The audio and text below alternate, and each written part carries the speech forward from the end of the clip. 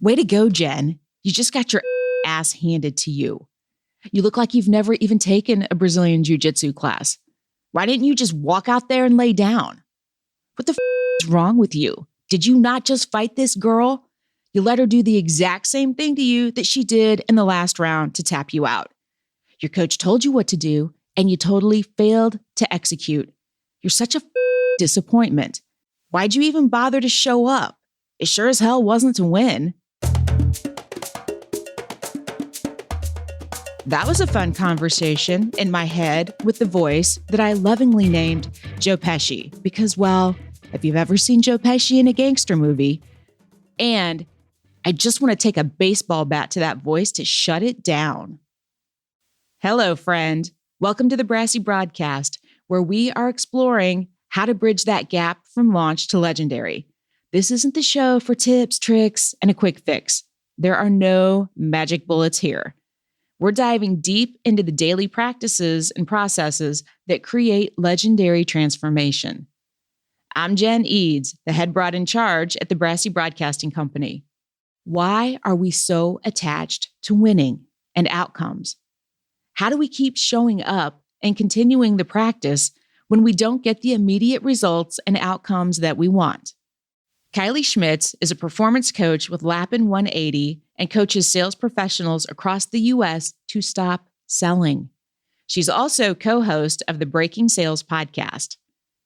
In this episode, we are diving into how to shift your focus from outcomes to process so that you can stop having conversations with the Joe Pesci in your head or whatever you call that voice.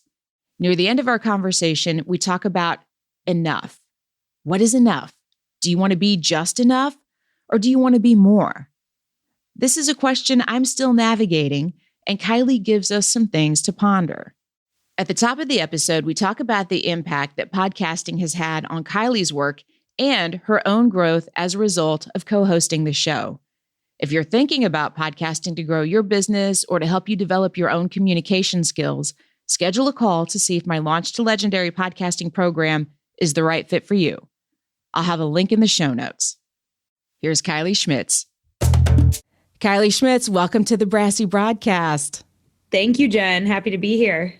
I'm always thrilled to have other podcasters on the show with me. And you've been doing this for a little while, but it started this spring, didn't it? It did, yeah. So we're just under a year of recording and releasing episodes every other week.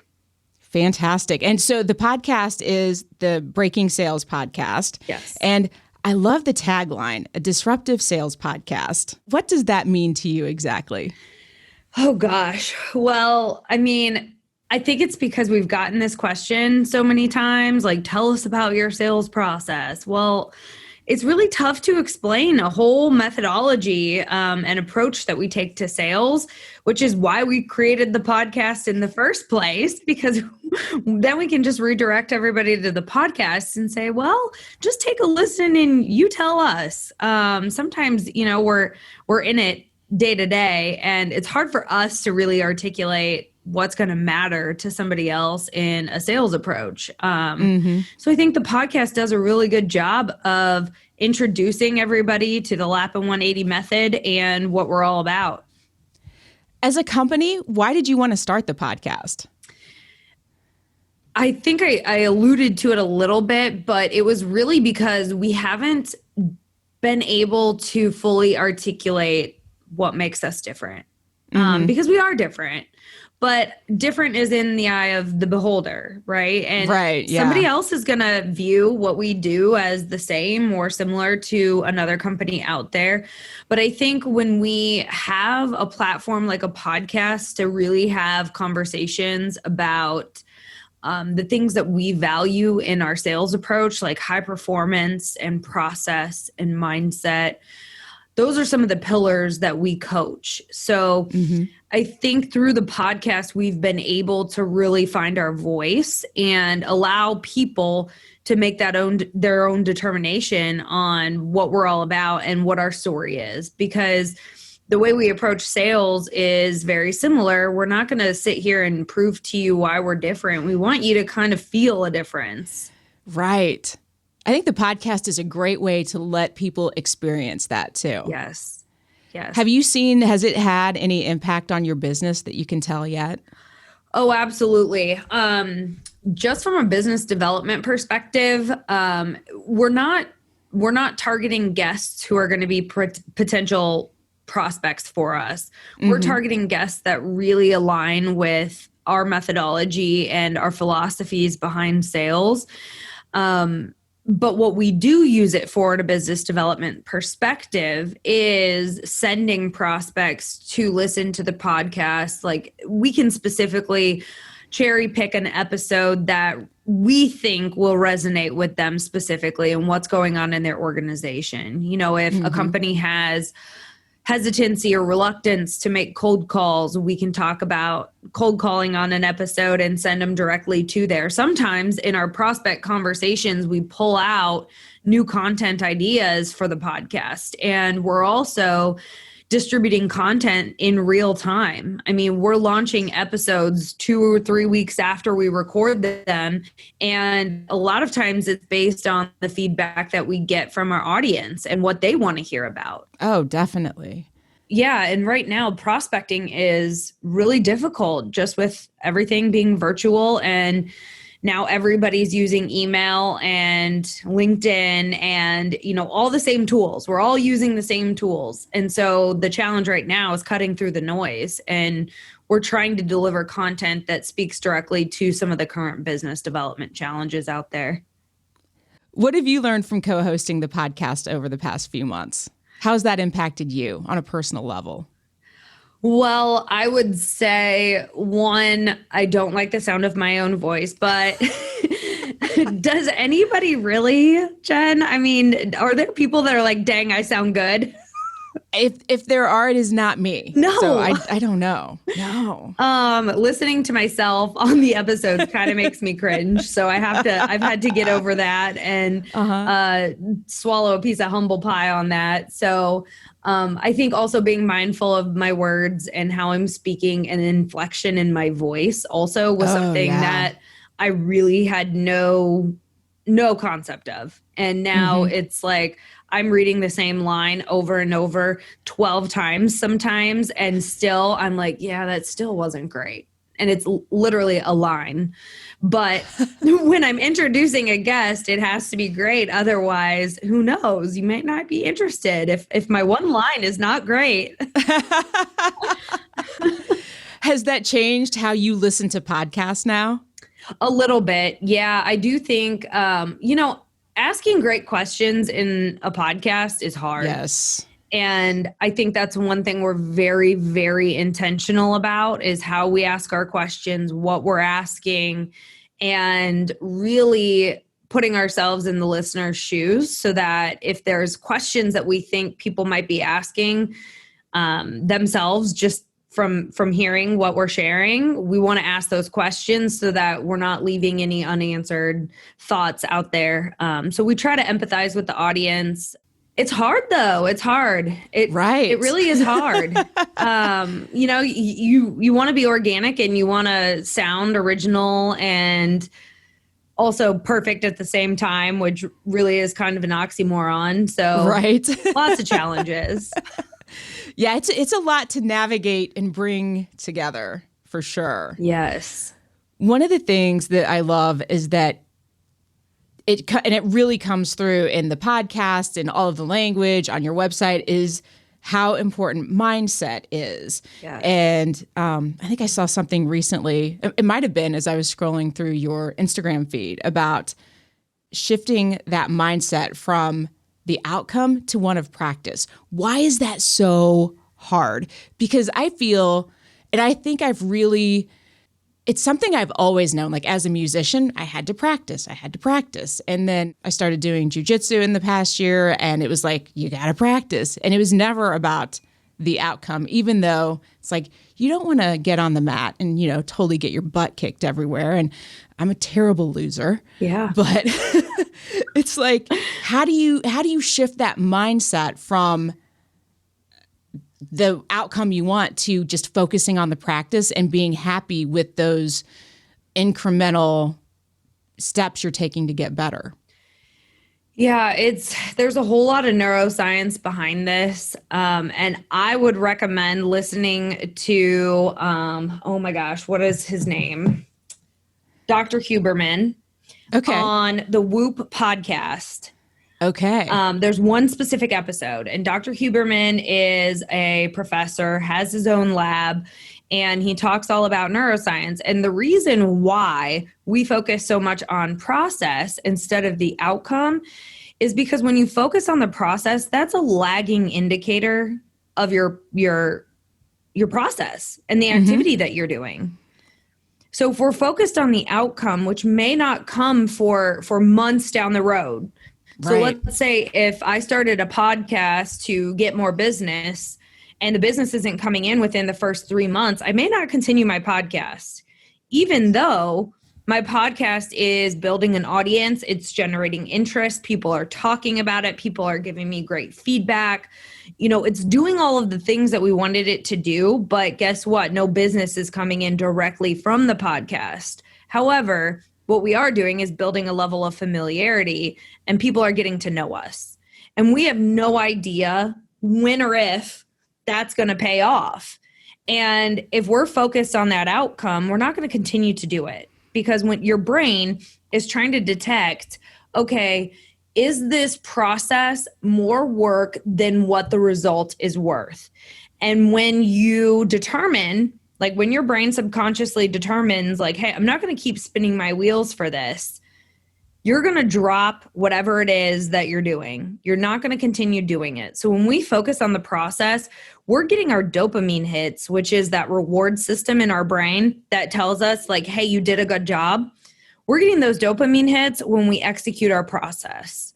So for the podcasting world, that dopamine hit comes when we finish recording an episode, when we land a brand new guest who we were, had our eye on for months and said, oh, they'd never come on our podcast. And guess what? We got them. Yeah. So that's really exciting, right? It's the little steps along the way. And in sales, we focus on process being your business development activities. How many people now know about Lappin 180 because I reached out to them today?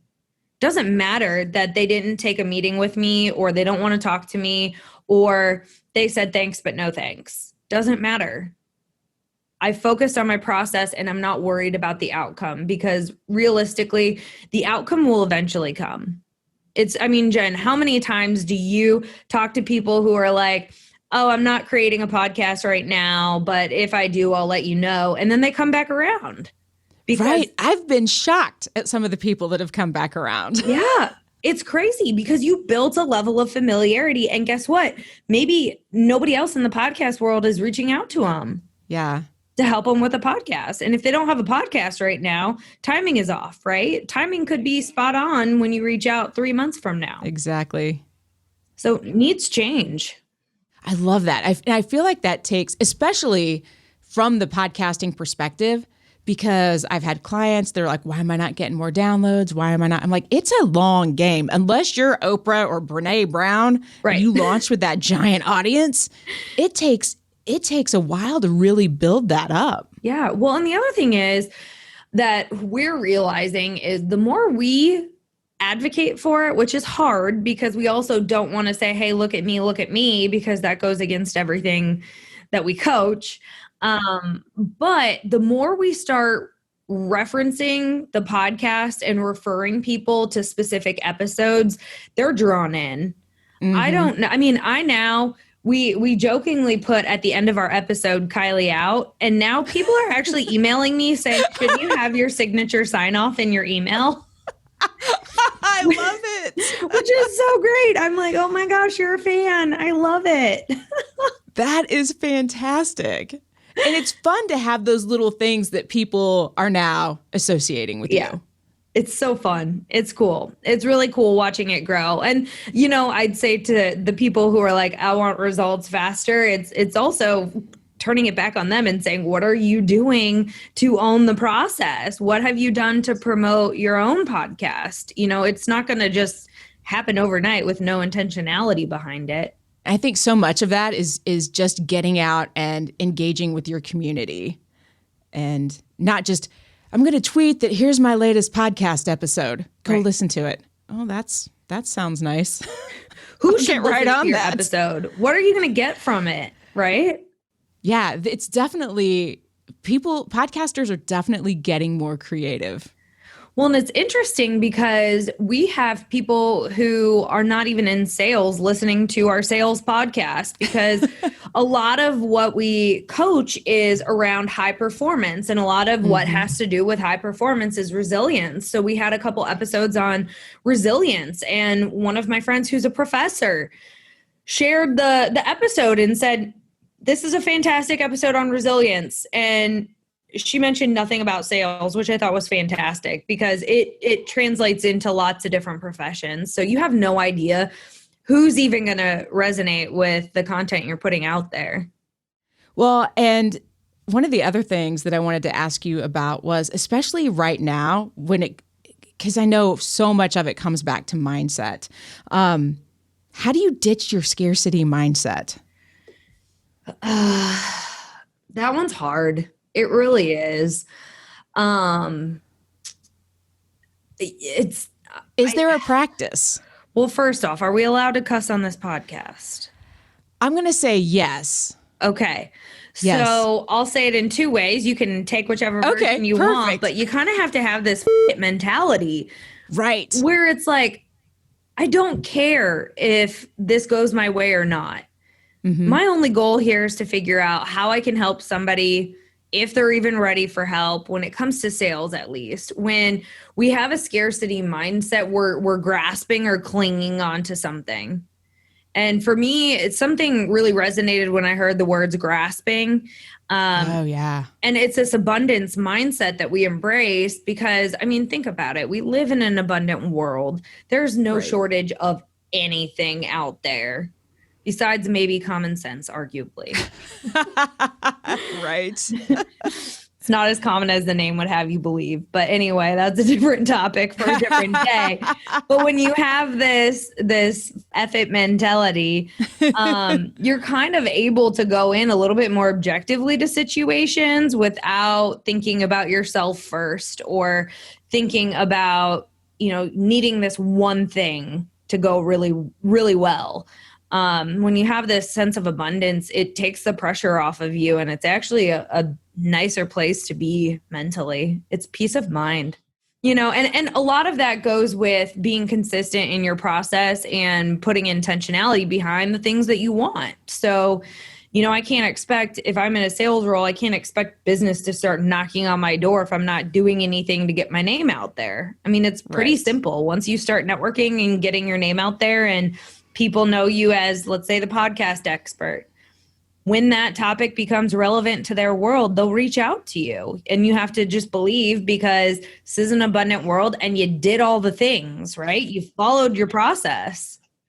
Yeah, that feels like a much better way to think about it, and just a happier way. Yeah.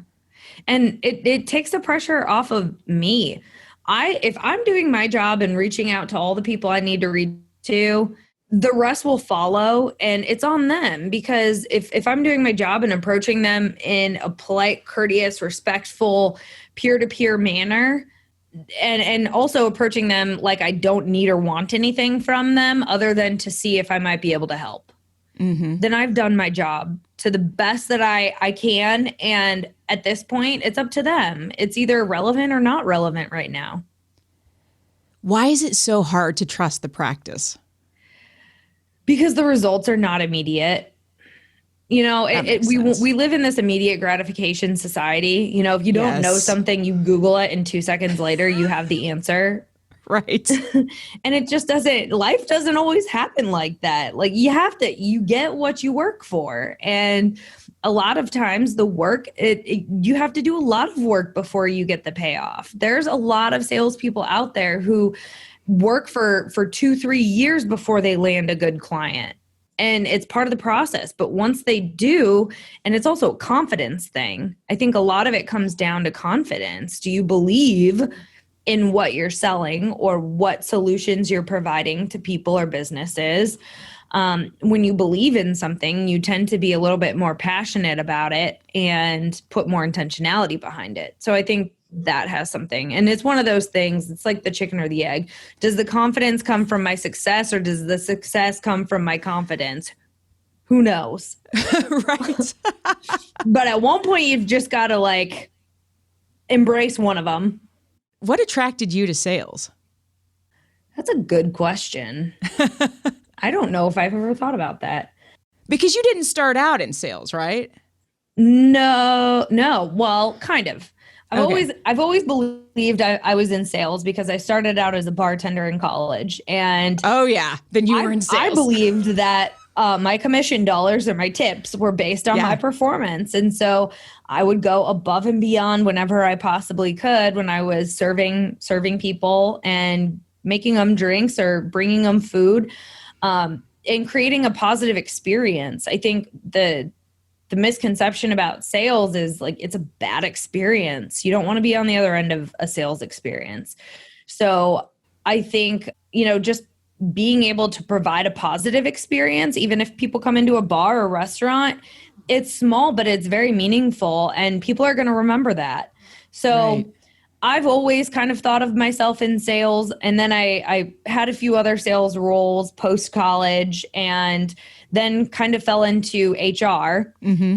But I was doing sales training and hiring sales people. So sales has been like the common thread throughout everything. And I think at the heart of it is I like people. I like energizing people. I think sales is so necessary. I think there's ways to improve it as a whole. And I love the mission that we have here. And we're just trying to create better sales experiences, one salesperson at a time.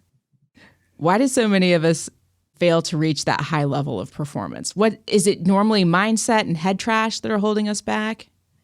I think some of it comes back to you haven't really connected your why to your goals. Mm-hmm. You may be reaching for goals that you don't necessarily understand how they might impact your life. And for me, it's my goals are there because I really want a house with a pool one day. I want to take a trip to Australia. I have goals, right? I have all these goals.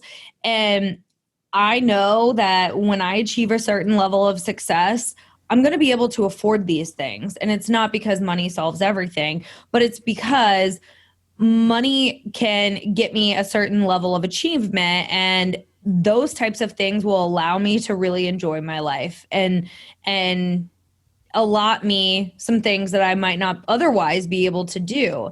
And I've really connected my strong why behind what I'm doing. And I think sometimes we feel like we might just be going through the motions or don't really understand the impact of what we're doing. I think for various reasons, we hit a plateau. We're comfortable. We like being good at something. We don't want to start trying new things or going to that next level because that means that we're not going to be great at it and it's not going to be perfect. And we're going to fail. We're going to fall down, and nobody likes failure. But guess what? It's what makes us better, and that's how we grow. So I think having the right mindset around failure, and we talked about it in our resilience episode on the podcast. Failure just shows you where your edges are, just shows you where you need to keep going. And you think about it. I mean, there's only one Michael Jordan out there. Do you think he ever hit his ceiling and said, I'm cool here? No. He constantly was mentally challenging himself. He was creating competitions in his head. If you watch I think it's on HBO, the special on him, it's incredible. He was just very driven, and he had a really strong purpose and why behind what he was doing. And he wasn't willing to stop for anything. How do you balance then that desire for more and for high performance with I'm enough? Like I am not lacking. I am enough. I mean, I feel like there's a fine line between, yes, I want more, I want to accomplish more, but without beating yourself up. It's interesting. Yes. And it's really interesting that you asked this specific question because I was talking to, I don't know where I was, but somebody was talking about like the positive affirmations we tell ourselves. And one of them was, I am enough. And I was kind of thinking in my head, like, do we want to strive to be enough? I personally don't. I think I want to be like way more than enough. We're telling ourselves that we're enough, but like by whose standards, and what does enough actually mean? And why not keep growing? Why not keep pushing ourselves? I'm not David Goggins, and I'm not going to go run an ultra marathon and break both my feet. Like that is not me. Not going to do it. But I think professionally and personally, we need to take a hard look and say, okay, what are the areas that I could possibly improve on? And at some point, saying you're enough, I don't know. It doesn't sit well with me. I don't think we should be capped. I don't think we should be capped. I hadn't thought about it in those terms, but yeah, it's like, I don't know. I think it's a lot to ponder. At least it is for me right now. Like I don't know. Because I think a lot of us are just so good at beating ourselves up. Right. It's like, how do you balance that? Well, and I think that there's a healthy amount of beat up that can happen, because regret really does stimulate change. So yes, if I regret eating a fourth slice of pizza, maybe I'm going to stop at 3 next time. Right. So, or, I regret going out the night before I had to work the next morning because I feel miserable today. Right. Those kinds of regrets can help you change your behavior next time around. So I think that there's a good amount of like beat up, but I think it's extreme ownership. If I had to like put a name on it, I don't think we beat ourselves up, because there's a difference from saying like, I'm bad to I made a bad decision. I'm bad is a self-esteem blow. And it implies that like I as a human am bad, which I'm not. I made a bad decision to go out the night before I had to work, right? There's a big difference. That was a bad decision. Doesn't mean I'm a bad person. So I think the beating ourselves up, it can be done in a healthy way, but I think we take extreme ownership over our decisions and our choices. And the only way we can make changes for the future is by taking responsibility. I think that's a good place to leave this conversation. I love it. If anybody wants to connect on LinkedIn and have content suggestions or other awesome podcasts that you think I should listen to, I would love suggestions. And I will have links to the podcast, links to connect with you on LinkedIn, all of that stuff in the show notes. Perfect. All right. Thanks, Kylie. Kylie out. I want to know what enough looks like for you. DM me on Instagram at BrassyBroadGen. And if you haven't subscribed to the podcast yet, do it as soon as you stop the car or get off the treadmill, because you will want to hear my next episode with Amy Woodall as soon as it comes out in 2 weeks. Amy is the founder of Conscious Habits, and I keep having her back as a guest on the show because she's smart and funny. And I promise that you will be entertained and you will finish that episode in a better state of mind than when you pressed play. If you know someone that needs to hear this episode, click the little arrow button or the 3 dots if you're listening in Apple Podcasts so you can share the episode with them. Or better yet, screenshot it and tag me on Instagram or LinkedIn so I can give you a shout out in the next episode. Thanks for listening. Now get out in the world and do some good.